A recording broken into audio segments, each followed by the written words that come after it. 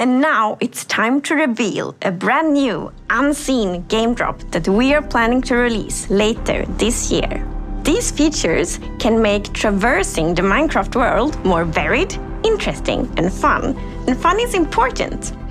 I've already hinted that the new drop includes a mob. And to find it, we must leave the surface and sink into the depths of the ocean. It's almost like a hidden world, both calming and thrilling. Down here, among shipwrecks and seagrass, our creature drifts in stillness. Its shape and color might remind you of a shell that already exists in Minecraft.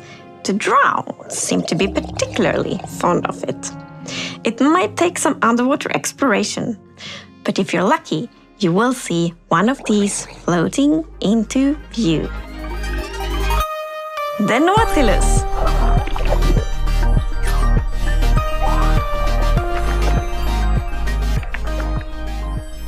So, the Nautilus is a new underwater mob you find in the oceans.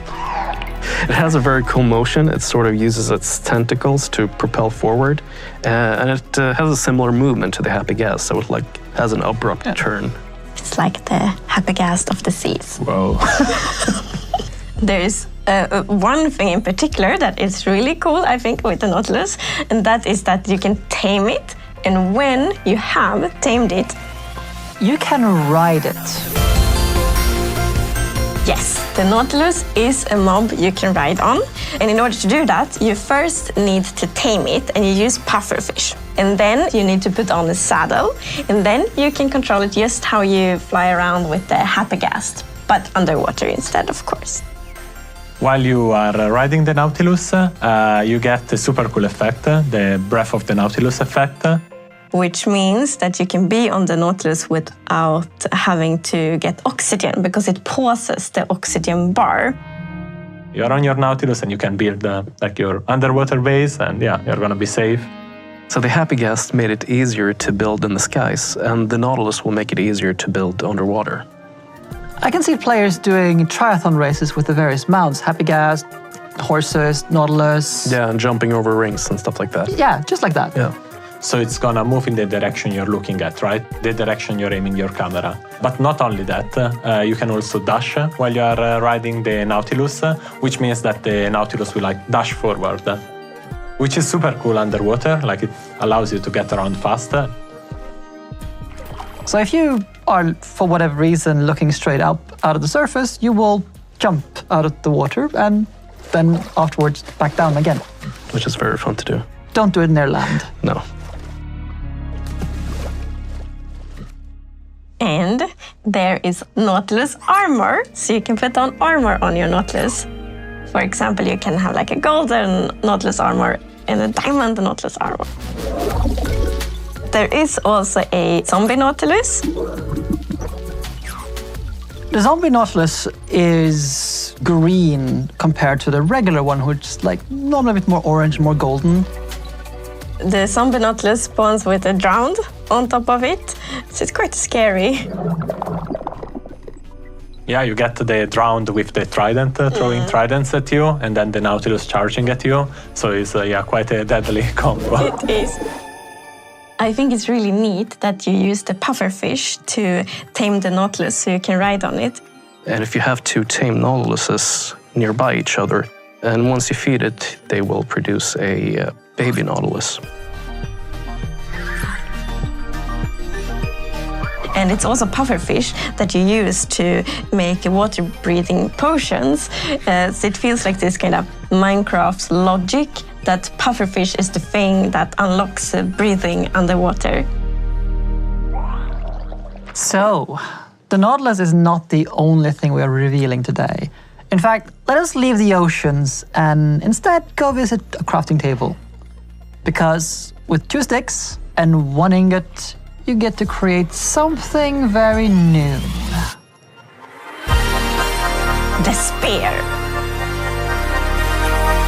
The spear is the first tier weapon we've added in a very long time. It has 2 modes of attacking. One of them is a jab, and the other is a charge. The charge attack is something that does damage based on how fast you're going. So the faster you go, the more damage you deal with it.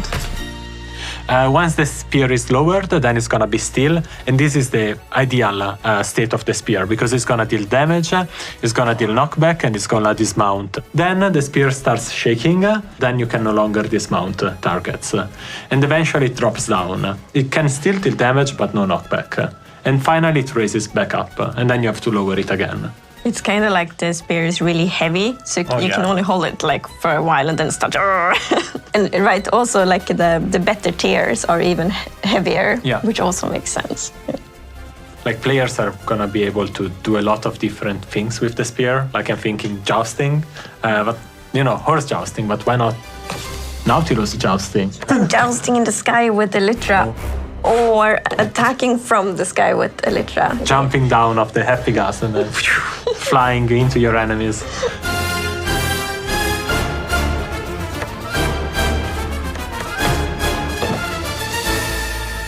So like thanks to the dash attack and all the timing and like the velocity and the angle, this definitely is a weapon that requires some like training and skill to be really good at, which I think is really fun. It adds a depth and I think it's gonna unlock a lot of really interesting PvP opportunities, for example. You're not the only ones who get this new weapon. So the zombie horse now spawn with a zombie holding a spear in its hand. And the zombie horse will also spawn for the first time in survival mode.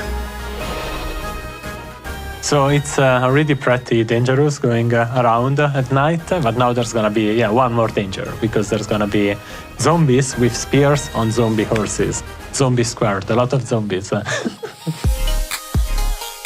So, to recap, this future drop comes with the Nautilus armor, zombie Nautilus with round on, of course the spear, and also the zombie horse.